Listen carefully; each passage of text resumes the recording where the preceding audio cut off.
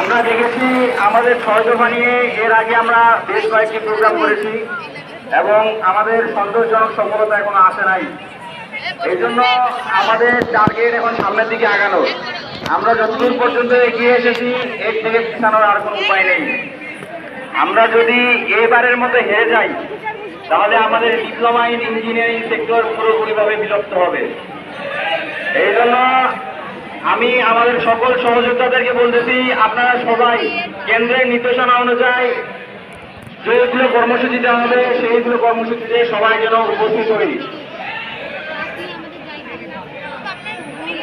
এই পর্যায়ে আমি কারিগরি ছাত্র বাংলাদেশ কর্তৃক উত্থাপিত 6 দফা জুনিয়র ইন্সট্রাক্টর পদে ক্রাফট ইন্সট্রাক্টরদের অবৈধ পদোন্নতির রায় হাইকোর্ট কর্তৃক বাতিল করতে হবে। পাশাপাশি ক্রাফট ইন্সট্রাক্টর পদবি পরিবর্তন ও মামলার সাথে জড়িত সংশ্লিষ্টদের স্থায়ীভাবে চাকরিচ্যুত করতে হবে। 2021 সালে রাতের আধারে নিয়োগপ্রাপ্ত ক্রাফট ইন্সট্রাক্টরদের নিয়োগ সম্পূর্ণভাবে বাতিল ও সেই বিতর্কিত নিয়োগ বিধি অবিলম্বে সংশোধন করতে হবে। ডিপ্লোমা ইন ইঞ্জিনিয়ারিং কোর্সে যে কোনো বয়সে ভর্তির সুযোগ বাতিল সহ উন্নত বিশ্বের আদলে 4 বছর মেয়াদী মানসম্পন্ন কারিকুলাম নিশ্চিত করে একাডেমিক কার্যক্রম পরবর্তী পরিচালনাতে পর্যায়ক্রমিকভাবে সম্পূর্ণ ইংরেজি মাধ্যমে চালু করতে হবে।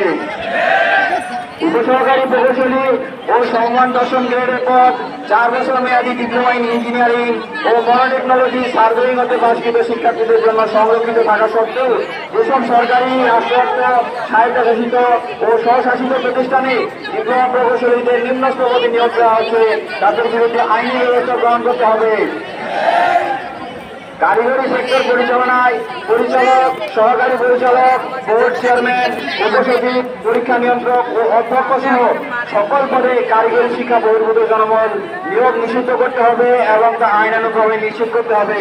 এই পদগুলোতে অবিলম্বে কারিগরি শিক্ষায় শিক্ষিত জনবল নিয়োগ এবং সকল শূন্যপদে দক্ষ শিক্ষক ও ল্যাব সহকারী নিয়োগের বিজ্ঞপ্তি প্রকাশ করতে হবে। কারিগরি শিক্ষায় বৈষম্য ও দুরবস্থা দূর করার পাশাপাশি দক্ষ জনসম্পদ তৈরিতে কারিগরি ও উচ্চ শিক্ষা মন্ত্রণালয় নামে স্বতন্ত্র মন্ত্রণালয় প্রতিষ্ঠা করে দ্রুত সময়ের মধ্যে কারিগরি শিক্ষা সংস্কার কমিশন গঠন করতে হবে।